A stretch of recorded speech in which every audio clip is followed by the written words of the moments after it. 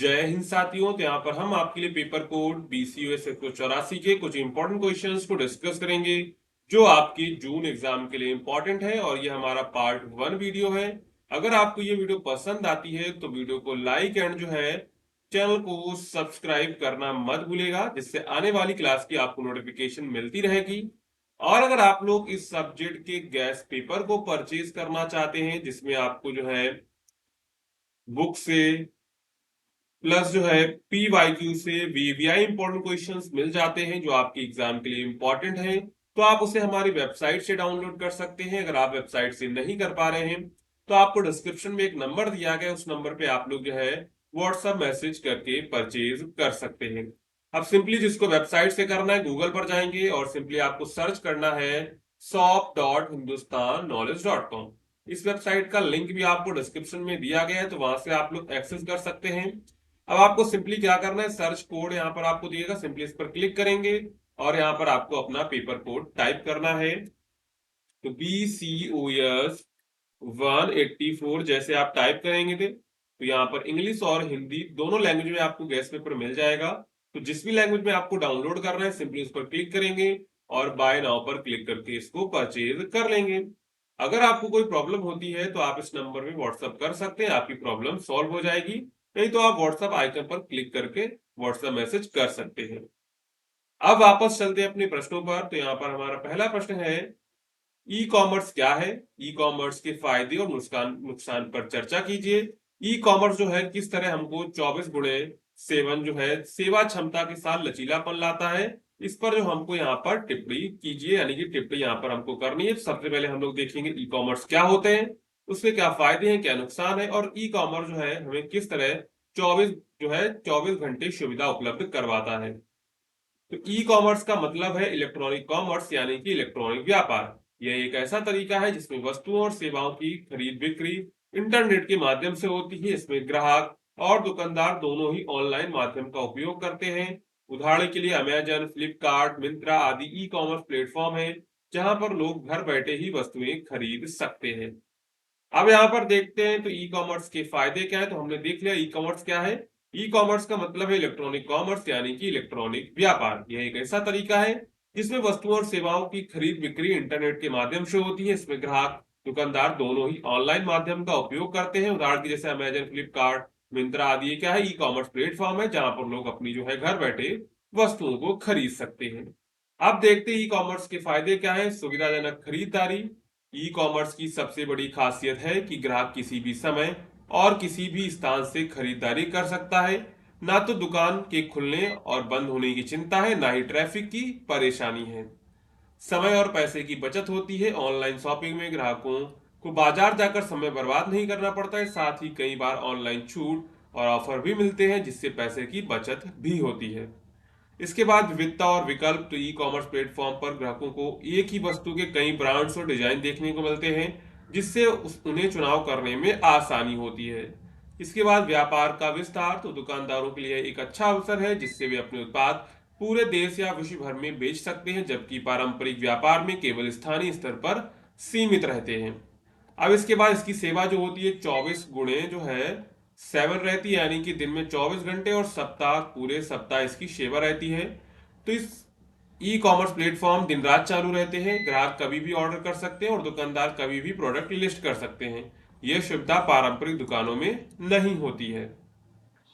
अब देखते हैं इसके नुकसान क्या है। तो उत्पाद को देख परख कर खरीद नहीं सकते, यानी ग्राहक वस्तु खरीदने से पहले उसको छू कर या देख कर जांच नहीं कर सकते, जिससे गलत या खराब उत्पादन जो है उत्पाद मिलने की संभावना बढ़ जाती। वहां पर हम लोग क्या करते हैं, हम लोग सिर्फ ऑनलाइन उसकी फोटो ही देखते हैं, उसके आधार पर हम लोग जो है चीजों को ऑर्डर करते हैं।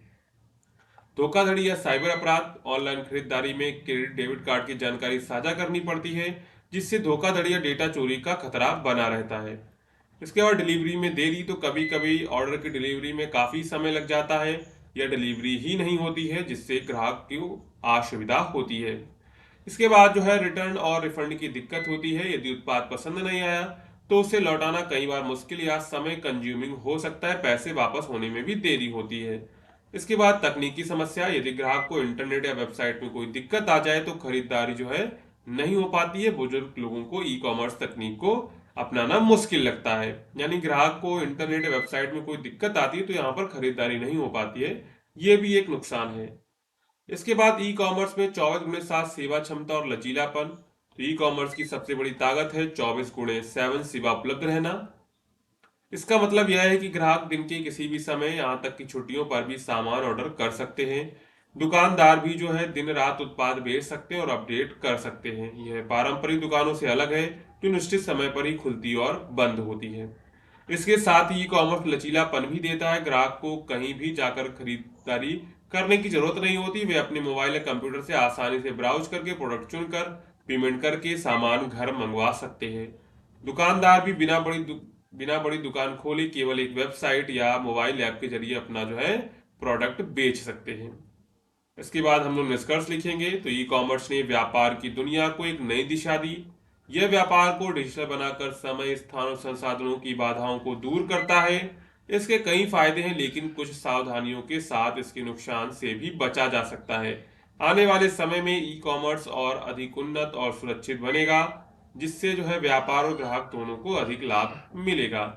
तो यहाँ पर हमने देखा ई कॉमर्स का लचीलापन, ई कॉमर्स के नुकसान, ई कॉमर्स के फायदे और ई कॉमर्स क्या होता है।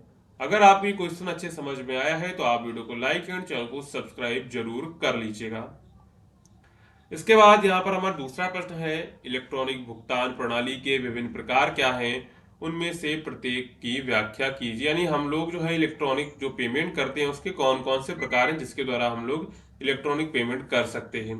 तो इलेक्ट्रॉनिक भुगतान प्रणाली, इलेक्ट्रॉनिक पेमेंट सिस्टम वह तरीका है जिसमें ग्राहक और व्यापारी के बीच लेन देन पेमेंट डिजिटल माध्यम से होता है, यानी कि नकद, यानी कैश या चेक के बिना। आज के समय में ऑनलाइन खरीदारी, बिल भुगतान और पैसे ट्रांसफर के लिए ये प्रणालियां बहुत लोकप्रिय हो चुकी। पहला है डेबिट कार्ड। डेबिट कार्ड एक ऐसा कार्ड होता है जो सीधे आपके बैंक के खाते से जुड़ा होता है। जब आप इसे इससे भुगतान करते हैं तो पैसा तुरंत आपके खाते से कट जाता है, तुरंत भुगतान होता है, बैंक खाते की राशि से सीमित होता है। एटीएम से नगद निकासी संभव है। उदाहरण के SBI debit card, HDFC debit card, ये सब क्या है, डेबिट कार्ड्स हैं। इसके बाद है क्रेडिट कार्ड। तो क्रेडिट कार्ड से आप उधार में खरीदारी कर सकते हैं, बैंक आपकी लिमिट तक खर्च करने की सुविधा देता है, जिससे आपको बाद में भुगतान करना होता है। जैसे उधार में भुगतान की सुविधा, भुगतान में एक तारीख होती है, समय पर भुगतान ना करने पर ब्याज लगता है। उदाहरण के लिए आईसीआईसीआई क्रेडिट कार्ड और एक्सिस बैंक क्रेडिट कार्ड, इसी प्रकार बहुत सारे बैंक के सभी के क्रेडिट कार्ड होते हैं, तो किसी का भी आप लोग यूज कर सकते हैं। इसके बाद है नेट बैंकिंग। तो नेट बैंकिंग की ऑनलाइन सुविधा है जिसमें आप अपने बैंक खाते से इंटरनेट के माध्यम से भुगतान कर सकते हैं। अब विशेषताएं देखें तो किसी भी समय कहीं भी भुगतान कर सकते हैं, बिल भुगतान, मनी ट्रांसफर, बैलेंस चेक आदि की सुविधा होती है। सुरक्षित पासवर्ड और ओटीपी प्रणाली होती है, जैसे SBI internet banking, HDFC internet banking. इसके बाद जैसे मोबाइल वॉलेट। तो मोबाइल वॉलेट एक ऐप होता है जिसमें आप पैसे स्टोर करके ऑनलाइन और ऑफलाइन भुगतान कर सकते हैं। इसकी विशेषता क्या, recharge, bill payment, ticket booking आदि के लिए उपयोग कर सकते हैं। क्यूआर कोड स्कैन करके भुगतान कर सकते हैं। आसान और जो है ये तेज प्रक्रिया होती है। उदाहरण के लिए फोन पे, गूगल पे वॉलेट, पेटीएम, ये सब क्या है, मोबाइल वॉलेट है। इसके बाद यूपीआई, यूनिफाइड पेमेंट इंटरफेस। तो यूपीआई एक रियल टाइम भुगतान प्रणाली है जिसमें आप सीधे एक बैंक खाते से दूसरे में पैसे ट्रांसफर कर सकते हैं। यहाँ पर 24x7 सेवा उपलब्ध रहती है। केवल मोबाइल नंबर यूपीआईडी से आप लोग भुगतान कर सकते हैं, तत्काल यहाँ पर मनी ट्रांसफर हो जाता है, जैसे भीम यूपीआई, गूगल पे, फोन पे। अब बात करते ईएमआई यानी कि इक्वेटेड मंथली इंस्टॉलमेंट। तो ईएमआई एक तरीका है जिसमें हम किसी चीज की कीमत को हर महीने किस्तों में चुका सकते हैं। इसकी विशेषता क्या है वो देख लेते हैं। तो बड़े खर्चों को आसान बनाता है, क्रेडिट कार्ड या लोन से जुड़ा होता है। ब्याज दरें अलग अलग हो सकती जैसे Flipkart, pay later, Bajaj finance, EMI card, ये सब। इसके बाद है पॉइंट ऑफ सेल यानी पीओएस मशीन। तो पीओएस मशीन दुकानों पर इस्तेमाल होने वाली एक इलेक्ट्रॉनिक मशीन होती है जिसमें डेबिट कार्ड या क्रेडिट कार्ड स्वाइप करके भुगतान किया जाता है, जिससे तुरंत लेन देन रसीद प्राप्त होती है, व्यापारी के बैंक खाते में पैसा जाता है। इसके बाद इलेक्ट्रॉनिक फंड ट्रांसफर, ईएफटी, एक प्रक्रिया है जिसमें एक बैंक खाते से दूसरे में पैसा ट्रांसफर किया जाता है। जैसे प्रकार नेफ्ट हो गया, इसी में आपका आता है आरटीजीएस, आईएमपीएस, ये सब क्या है, इलेक्ट्रॉनिक फंड ट्रांसफर्स हैं। इसकी विशेषताओं की बात करें तो ये सुरक्षित और बैंकिंग नियमों के अंतर्गत होते हैं, समय के अनुसार इसमें प्रक्रिया होती है। इसके बाद हम लोग यहाँ पर निष्कर्ष लिखेंगे। तो आज के डिजिटल युग में इलेक्ट्रॉनिक भुगतान प्रणाली ने जीवन को बहुत आसान बना दिया है। इससे लेन देन तेज, सुरक्षित और सुविधाजनक हो गया है। चाहे ऑनलाइन खरीदारी हो या बिल का भुगतान करना हो, इन आधुनिक तरीकों ने मदद की जरूरतों को कम कर दिया है। हर व्यक्ति अपनी जरूरत के अनुसार जो है उपयुक्त भुगतान प्रणाली का चयन कर सकता है। आने वाले समय में ये प्रणालियां और भी आधुनिक और सुरक्षित बनेगी। तो यहाँ पर हमने देखा ये जितनी भी तकनीकी थी, जो ये डेबिट कार्ड वगैरह है, ये सब क्या है, इलेक्ट्रॉनिक भुगतान प्रणाली के माध्यम है। जैसे डेबिट कार्ड हो गया, क्रेडिट कार्ड हो गया, net banking, mobile wallet, UPI, EMI, और जो है पीओएस मशीन और इलेक्ट्रॉनिक यानी कि ईएफटी, ये सब क्या है, ये सब जो है ऑनलाइन भुगतान प्रणाली के माध्यम है।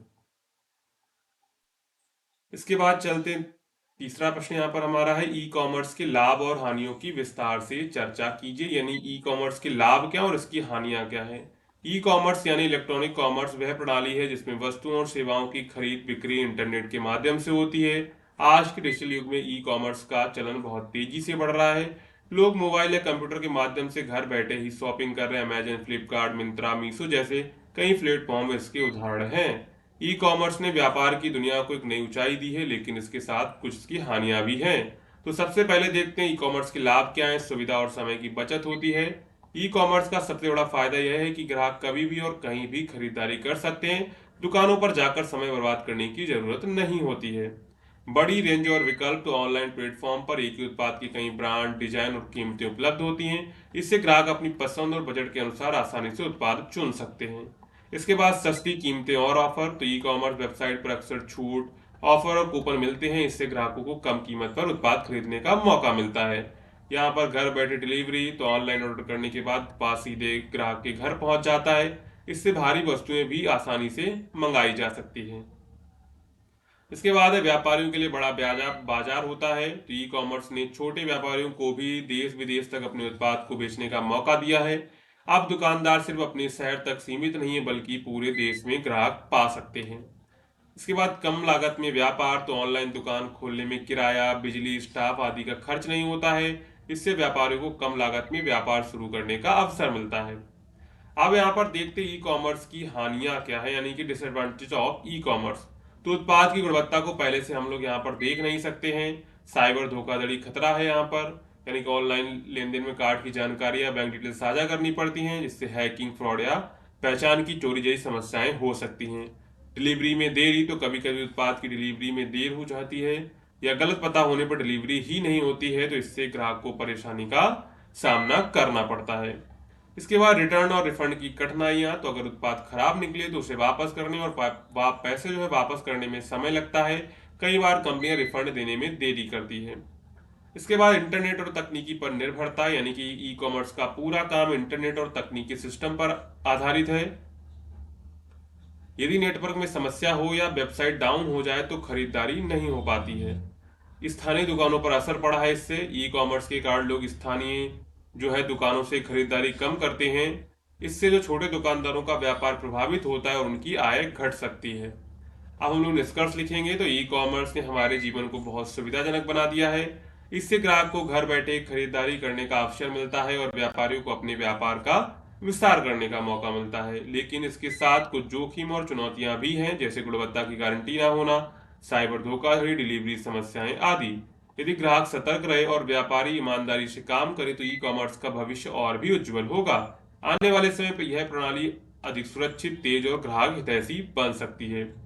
यहाँ पर हमने देखा ई कॉमर्स की हानियां क्या थी। उत्पाद की गुणवत्ता को पहले से नहीं देख सकते हैं, साइबर धोखाधड़ी, डिलीवरी में देरी, रिटर्न और रिफंड की कठिनाइयां, इंटरनेट और तकनीकी पर निर्भरता और स्थानीय दुकानदारों पर असर पड़ता है।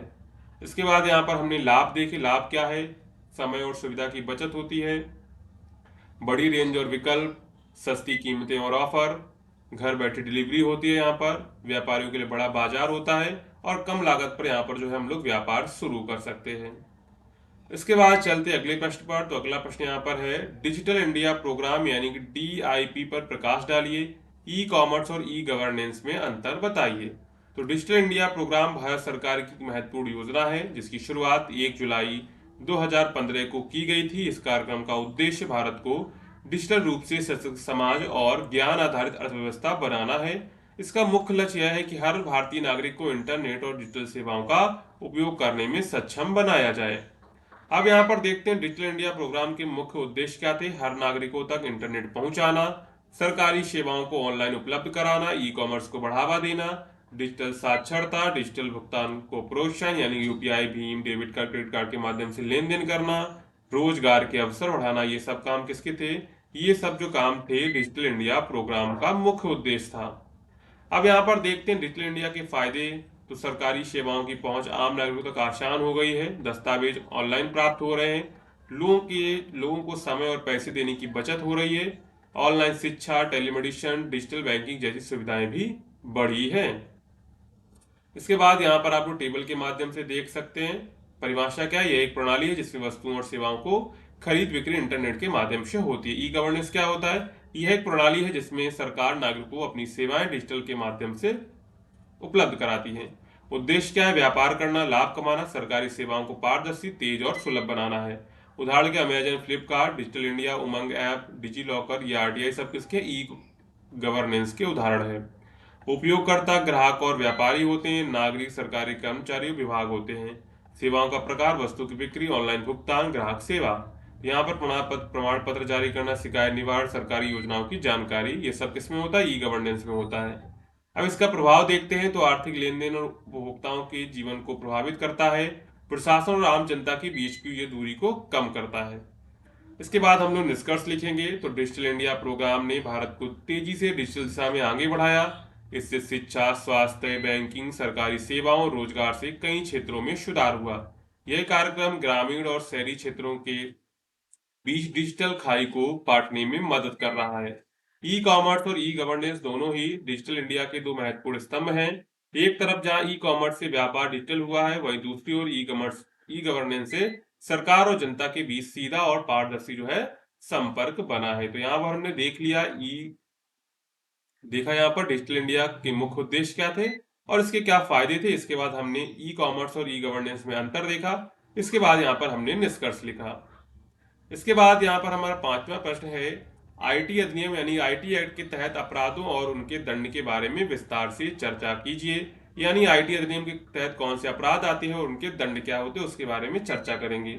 तो आईटी अधिनियम यानी इंफॉर्मेशन टेक्नोलॉजी एक्ट वर्ष 2000 में भारत सरकार द्वारा लागू किया गया एक कानून है जिसका मुख्य उद्देश्य डिजिटल दुनिया में हो रहे अपराधों को रोकना और इंटरनेट के माध्यम से हो रहे लेन देन को सुरक्षित बनाना। इस अधिनियम को समय समय पर संशोधित भी किया गया, जैसे कि वर्ष 2008 में किया गया था।